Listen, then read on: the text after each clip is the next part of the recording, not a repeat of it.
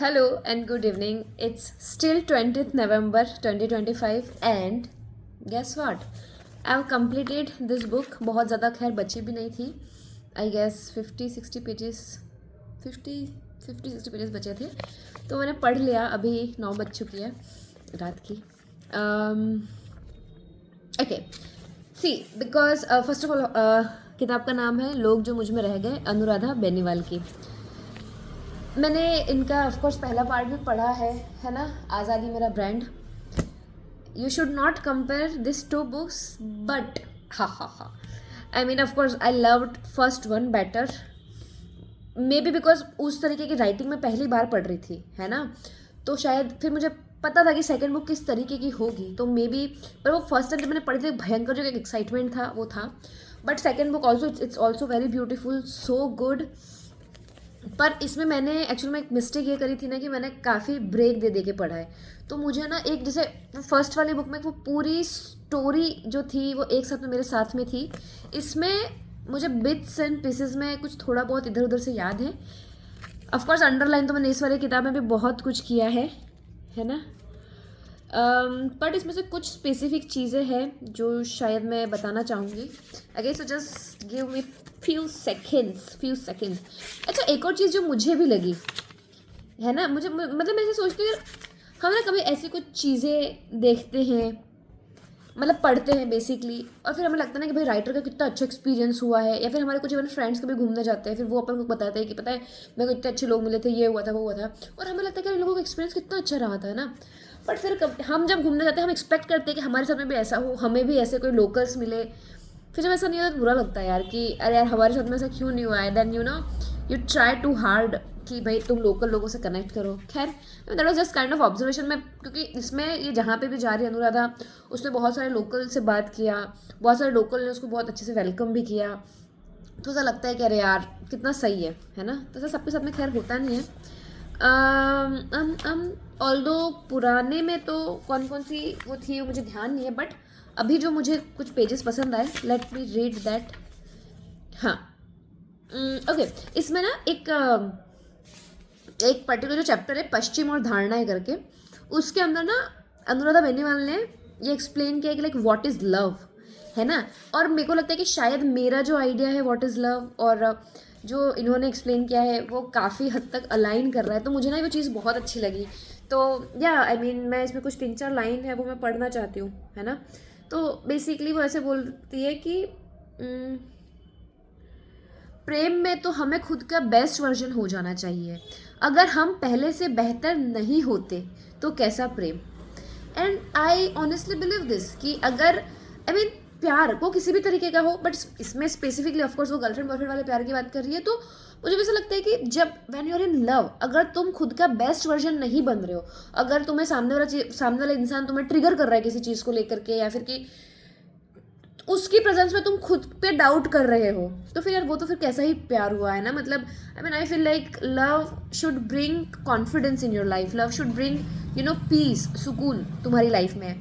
तो अगर वो नहीं हो रहा है तो फिर कैसे. तो फिर इन्होंने आगे लिखा है कि मैं बस वापस पढ़ती हूँ कि प्रेम में तो हमें खुद का बेस्ट वर्जन हो जाना चाहिए.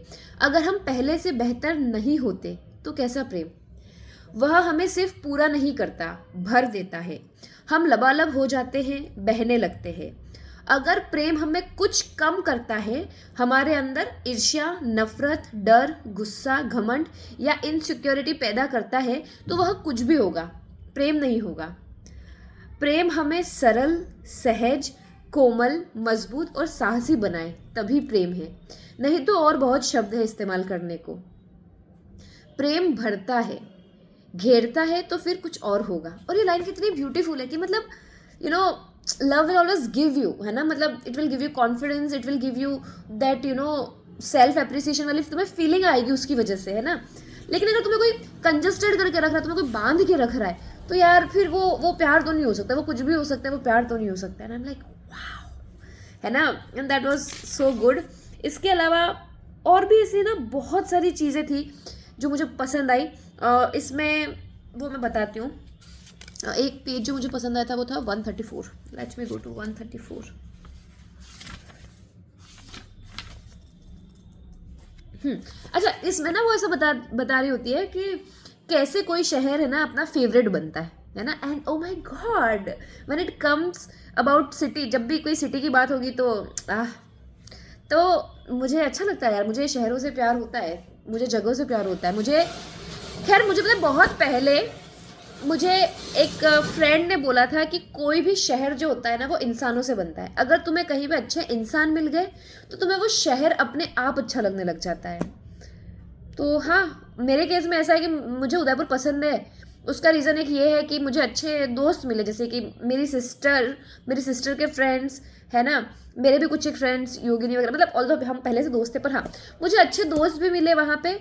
Plus I was so damn delusional when I was in Udaipur, I was so damn delusional, मैं डिल्यूजन में रहती थी, है ना। तो आई थिंक जब तुम रियलिटी से दूर रहते हो तब भी तुम्हें कोई शहर अच्छा लगता है। खैर बहरहाल, अनुराधा बेनीवाल के अकॉर्डिंग तुम्हें कोई शहर अच्छा लगता है फैमिलियरिटी की वजह से, तुम्हें कितनी जान पहचान है उस शहर की। तो उसने ना छोटे छोटे एग्जाम्पल दिए, let me read it out for you.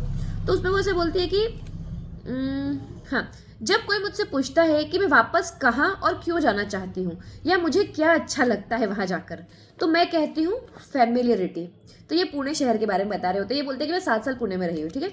मुझे पता है सुबह के 7 बजे नाश्ता कहाँ मिलेगा, रात के 2 बजे खाना कहाँ मिलेगा, कौन सी टपरी पूरी रात खुली रहती है, कौन सा ठेका बंद होने पर भी बंद नहीं होता, कोरेगांव से एमजी रोड के लिए ऑटो वाला कितने लेगा, ऑटो वाले से बात करूंगी तो उसे मेरी और मुझे उसकी बात समझ आएगी, कौन सा पंसारी मैगी का एक पैकेट और दूध घर पर बिना चिक चिक के भिजवा देगा, मोमो वाला कितने बजे आएगा और कब तक रहेगा, घर की चाबी कौन से पड़ोसी के पास छोड़नी है, चाबी अंदर भूलने पर कहाँ चाबी वाले का घर है, कौन सी रोड पर किस समय ट्रैफिक होगा, नो पार्किंग से गाड़ी उठ जाएगी तो कौन से थाने में मिलेगी, रेड लाइट तोड़ने के कितने पैसे लगेंगे, कौन सा पेट्रोल पंप ठीक रेट लगाता है, मॉर्निंग शो में समोसे कौन से मल्टीप्लेक्स में मिलेंगे, और भी हजारों बातें हैं जिन्हें मैं अब भूल गई हूँ, लेकिन मेरे वहाँ जाते ही वो उछलती सी सामने आ जाएंगी और मैं हर बार की तरह खुद से जल्दी लौट आने का वादा करती हूँ। I mean isn't it like so beautiful कि तुम्हें कोई भी शहर इसलिए अच्छा लगता है क्योंकि तुम्हें पता है वहाँ पे बेस्ट चीज़ कहाँ पे मिलेगी, है ना। And that does make sense कि तुम्हें पता होता है कि अच्छा मुझे ब्रेकफास्ट यहाँ पे अच्छा मिलेगा, लंच यहाँ पे अच्छा मिलेगा। तो that was something I liked. इसके अलावा 136 पेज, हाँ इसमें यहाँ पे 136 पेज पे ना ये एक लाइन बोलती है कि मैं जीवन में फुर्सत नहीं, फुर्सत में जीवन चाहती हूँ। Like wow, I mean see that is the thing. हम मतलब पर हम है ना ऐसे बस हर रोज़ भागते भागते रहते हैं, तो हमें अगर कभी रेस्ट मिलता है तो हम रेस्ट को एक रॉयलिटी की तरह लेते हैं। हम उसको ऐसे नहीं लेते हैं कि भाई ये तो हमारा यही तो काम है, मतलब यार आराम ही तो करना है इवेंचुअली, है मतलब ठीक है काम भी करो आराम भी करो, लेकिन हम वैसा नहीं सोचते हैं। तो खैर ये लाइन मुझे बहुत अच्छी लगी। इन्होंने लिखा है कि मुझे हमेशा से धूप में बैठकर मटर छिलने से बड़ा सुख और कोई नहीं लगता, इससे बड़ी कोई लग्जरी नहीं लगती। Isn't it like so beautiful? ये कितनी मंडेन चीज़ है, कितनी छोटी सी चीज़ है, but oh my god it does make sense. अभी जैसे मैं ना बहुत कॉमन सी बात बताती हूँ, अभी हर रोज सुबह उठते उठते ना मेरे को ऐसे भाग दौड़ लगी रहती है। मैं कसम से मैंने 8 बजे मैं ब्रेकफास्ट करी थी, मेरी इतनी इच्छा थी कि मैं आराम से धूप में बैठ करके, ठंड की धूप है उसमें बैठ के ब्रेकफास्ट करूँ, पर टाइम नहीं था यार, क्योंकि मुझे जाना था, है ना, हॉस्पिटल जाना था, कॉलेज जाना था, मैं लेट हो रही थी। तो फिर मैंने फटाफट खड़े खड़े गैस स्टैंड के पास में खड़े खड़े खा लिया। तो वही वाली चीज़ है ना कि ये सारी चीज़ें यू नो वाओ। और इसके अलावा और बहुत सारी चीज़ें, टू बी वेरी ऑनेस्ट, अगर मैं पढ़ने बैठूँ ना तो मैं अगर हर एक लाइन भी पढ़ती रहूँ ना तब भी कम है। लेकिन अगेन एक बहुत इंपॉर्टेंट चीज़, अगेन ये मेरी फिलोसॉफी, मतलब मुझे भी ऐसा लगता है जो इन्होंने यहाँ पे इस चैप्टर 8 में बोली है। तो उसमें इन्होंने ऐसे बोला है कि वो ऐसे पूछते हैं कि मतलब भाई हमें किस पे विश्वास करना चाहिए, है ना। मतलब ये क्या होता है कि ये कहाँ ये किसी तो भी कंट्री में जाते हैं और वहाँ पे फिर ये रेड लाइट एरिया वगैरह में वो जाते हैं देखने के लिए, है ना, ये और इनके एक फ्रेंड। तो फिर अब बहुत ऑब्वियस सी बात है, ये कंपेयर कर रही होती है, बहुत ऑब्वियस सी बात है क्योंकि वो इंडिया से है तो वो कंपेयर करेंगे। अब जैसे हमारे यहाँ पे कभी कुछ भी होगा, कुछ भी अनहोनी होगी तो सभी लोग मैक्सिमम केसेस में लड़कियों को ही ब्लेम करते हैं कि भाई तुम वहाँ गए ही क्यों, तुम रात में निकले ही क्यों। I mean that is so strange. मतलब मुझे खुद का ताज्जुब होता है, मेरे खुद के बहुत सारे फ्रेंड्स वो भी ऐसे बोलते हैं कि अरे यार तो ना तेरी गलती है, तू रात में निकली ही क्यों, या फिर तू उस फ्रेंड से मिली ही क्यों, है ना। मतलब इट्स वेरी वियर्ड कि कैसे हम मतलब कि हमेशा उसी की गलती बताते हैं जिसके साथ में कुछ गलत हुआ है। And that's so sad. Okay, I don't want to go there because I get very emotional. So yeah, पर इसमें इन्होंने ऐसा बोला है कि हाँ, कि खैर हम तो निकली थी दुनिया घूमने, विश्वास और आत्मविश्वास दोनों के झोले भरकर। इस अनजाने शहर में यह हमारी दूसरी रात थी। न हमें शहर का कुछ पता था, न यहाँ के लोगों का। भाषा भी नहीं आती थी हमें यहाँ की, और हम पहुंच गए इंडियाना जॉन्स बनकर शहर के सबसे बदनाम इलाके में। फिर ये लाइन की, विश्वास के मामले में मेरा विश्वास है कि मैं किए जाऊंगी, चाहे टूटे 1000 बार। And that is something again I completely align with this. मेरा ऐसा मानना है कि तुम किसी भी मतलब एक जनरलाइज तुम वो फीलिंग नहीं लेके आनी चाहिए। That's what I feel. किसी के भी लिए, किसी की जनरलाइज कास्ट के लिए तुम्हें कमेंट नहीं करना चाहिए, जनरलाइज रिलीजन के लिए कमेंट नहीं करना चाहिए, जनरलाइज जेंडर के लिए नहीं करना चाहिए, क्योंकि यू डोंट नो यार, है ना। जब तक तुम्हें पता नहीं, मतलब हर इंसान अपने आप में अलग होता है। डजेंट मैटर उनकी कास्ट क्या है, उनकी रिलीजन क्या है, उनका जेंडर क्या है, उनका ओरिएंटेशन क्या है ना। Again this is what I feel like. तो फिर मुझे इस बात से मुझे बहुत अच्छी लगी, क्योंकि मेरा भी ऐसा मानना है कि यार ट्रस्ट करते रहो, है ना, देखी जाएगी यार। मतलब इतना सोच समझ के ऐसे बिल्कुल खुद को बंद करके रहोगे तो कैसे काम चलेगा। और ये तो वही वाली बात है ना कि तुम ट्रस्ट, अदरवाइज तुम किस पे करोगे, है ना। इसका तो सेंस ही नहीं बनता है। ये एक पैराग्राफ है, थोड़ा सा बड़ा है, but again I want to read it out loud because it will make more sense. Okay, so क्या एक इंसान का दूसरे इंसान पर विश्वास करना बेवकूफ़ी है, या किसी अजनबी पर विश्वास करना बेवकूफ़ी है, या अजनबी शहर में किसी अजनबी पर विश्वास करना बेवकूफ़ी है? क्या किसी जान पहचान वाले पर विश्वास किया जा सकता है? राइट कई बार हमें ऐसा होता है कि स्ट्रेंजर्स हमारी हेल्प कर देते हैं और जान पहचान वाले लाइक दे आर लाइक, कहाँ तक विश्वास करना ठीक है? बेस्ट फ्रेंड के पापा पर, ऑफिस सीनियर पर, दूर के रिश्ते के मामा पर, पड़ोसी पर, दोस्त पर तो कर ही सकते होंगे कि वो भी नहीं। कहाँ तक विश्वास करना ठीक है? घर में रहकर विश्वास कर ले, या पब्लिक प्लेस में विश्वास ठीक रहेगा? खुले मैदान में या ऑफिस कैबिन में? कितना विश्वास ठीक रहेगा? कितना परसेंट? 30% या 57? मतलब साथ लंच करने तक विश्वास कर सकते हैं, डिनर शायद नहीं। या डिनर भी ठीक है, ड्रिंक नहीं। 7 बजे तक डिनर, 11 बजे नहीं। और ड्राइव दोपहर को ठीक है, देर रात नहीं। और पहने क्या? जीन्स ठीक है या सलवार कुर्ता या साड़ी, फुल स्लीव्स? शॉर्ट्स नहीं चलेंगे। और बात कैसे करेंगे? फोन पर ठीक है, चैट नहीं। कितनी बात करें? स्माइल वाला इमोजी ठीक है, हार्ट वाला नहीं। और कोई पसंद हो तो उस पर विश्वास कर ले, कितना? फोटो भेज दे उसको अपनी, क्या रूल्स है उसके? And I am like wow, this is like actually मुझे ऐसा लगता है कि हमारी प्रॉब्लम यह है कि हम लोगों को बांधना चाहते हैं, है ना। हम हमेशा लोगों को उनकी लिमिट बताते रहना चाहते हैं कि तुम ये नहीं कर सकते हो, अगर तुमने ये किया तो गलत है, अगर तुमने वो किया तो गलत है ना। और उस चक्कर में हम लोगों को जीने नहीं देते। Oh my God, now that is deep. Okay, तो इसके अलावा इस किताब में बहुत सारी ऐसी चीज़ें हैं जिसमें मैंने बहुत अंडरलाइन किया है, बहुत कुछ किया है, पर ठीक है। एक लास्ट पक्का पक्का पक्का आई प्रॉमिस, पक्का एक लास्ट। ओके, ये भी मुझे बहुत पसंद था, ठीक है। तो इसमें क्या है कि हाँ, बेसिकली ये अगेन जब ये घूमने जाते हैं तो ये ना रेड लाइट एरिया में जाते हैं, तो वहाँ पे फिर ना ये बता रहे होते हैं कि मतलब इन्होंने लिखा है ना कि हम किसी अनजान शहर के रेड लाइट एरिया में थे, हम सिर्फ 2 लड़कियाँ आधी रात में, और हमें किसी चीज़ का डर नहीं था, है ना। तो ऐसा कैसे पॉसिबल है? ऐसा इंडिया में क्यों पॉसिबल नहीं है? तो वो ऐसे बोलते हैं क्योंकि जब भी आप मेजोरिटी के साथ में हो, है ना, जैसे कि इन्होंने ये नॉर्वे के लिए लिखा है if I am not wrong, है ना। तो उन्होंने लिखा है कि वहाँ के कानून इतने स्ट्रांग है और औरतों के हक में है ना, कि कोई हिम्मत ही नहीं करेगा कि आपको छेड़े, है ना। तो दैट वाज समथिंग बहुत इंपॉर्टेंट था, बहुत अच्छा लगा मुझे सुन के, ठीक है। फिर इन्होंने बोला है कि लेकिन क्या कानून स्ट्रांग होना काफ़ी है? कानून तो हमारे भी कुछ कम स्ट्रांग नहीं है, लेकिन इन फुसफुसाहटों का क्या करें? बाकी सब ठीक है, लेकिन लड़कियां क्या करने गई थी बाहर? ऐसी शेडी जगहों पर जाना ही क्यों?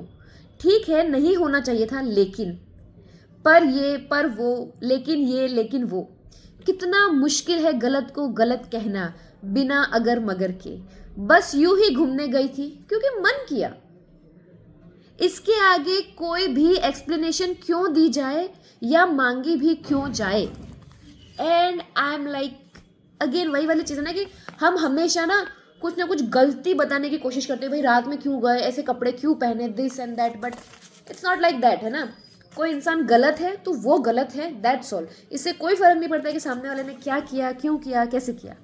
तो खैर ये सारी बातें हैं। बहुत बहुत अच्छा, बहुत अच्छा। इसके अलावा इसमें जो लास्ट चैप्टर है दाग करके, उसके अंदर वो है ना ऑशविट्स विजिट करने जाते हैं। ऑशविट्स बेसिकली एक कंसंट्रेशन कैंप था जो यहूदियों को मारने के लिए बनाया था हिटलर ने, and that was it was like one of the बहुत भयंकर टाइप का ये वाला जो ऑशविट्स जो सबसे खतरनाक कंसंट्रेशन कैंप था। इसके बारे में मैंने पहले भी एक किताब में पढ़ा था, द बॉय विथ स्ट्रिप्ड पजामा, है ना, ऐसी किताब में पढ़ा था। भाई वो किताब तो इतनी इमोशनल है, I literally cried my eyes out वो किताब पढ़ के। तो बहुत ही इमोशनल सी बुक है। खैर ये चैप्टर लास्ट वाला चैप्टर भी बहुत इंटेंस चैप्टर है क्योंकि इसमें पूरा यहूदियों के बारे में लिखा हुआ है, कैसे क्या तो दिस इज सो इम्पॉर्टेंट, बहुत अच्छा चैप्टर है, everything is so good. And okay one more thing, इसके अंदर ना इन्होंने एक कैरेक्टर के बारे में बताया है, वेट, उनका नाम था Antonio, if I am not wrong, yes, Antonio Stagi, है ना। भाई वो कैरेक्टर इतना कूल है, इतना कूल कैरेक्टर है कि ऐसा लिखा है कि है ना उनमें एक ठहराव था, उन्हें किसी को इम्प्रेस करने की कोई ज़रूरत, उन्हें किसी को इम्प्रेस करने का मन नहीं था, बस वो जैसे थे वो खुद के लिए थे। और मतलब वो एक शॉपकीपर होते, 60 ईयर के होते, इतनी सही मतलब उनका जो डिपिक्शन है कैरेक्टर का। भाई कुछ चैप्टर्स पढ़ के तो चलता था ये ख़त्म क्यों हो गए, अभी इसके बारे में और बताओ ना, हाँ और बताओ एंटोनियो ने और क्या किया।